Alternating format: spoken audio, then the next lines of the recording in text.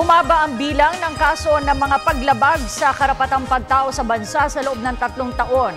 Gayunman, inihayag ngayon ng Commission on Human Rights na kabilang sa pagsubok na kanilang kinakaharap ay ang pagpapanagot sa mga human rights violators. Narito ang ulat ni Sam Ramirez.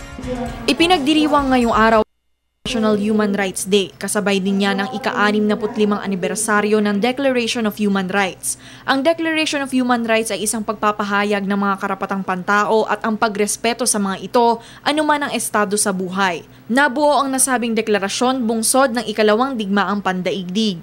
Ayon kay Commission on Human Rights Chairperson Loretta Rosales, bumaba na ang mga kaso ng human rights violations sa Pilipinas nitong nakalipas na 3 taon.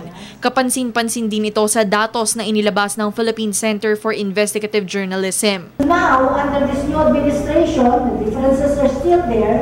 However, there seems to have been there is a paradigm shift and there is much room for improvement, if you ask my honest opinion.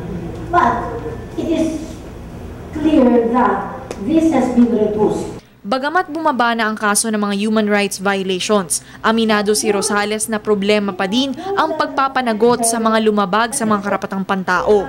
Kabilang na dito ang mga pagpatay sa mga mamamahayag, gaya ng tinaguriang Maguindanao Massacre, 4 na taon na ang nakalilipas. The criminal justice system is flawed. The prosecution, the conviction, look at the patuan problems, no? But you have to zero in on why, what is the data made available?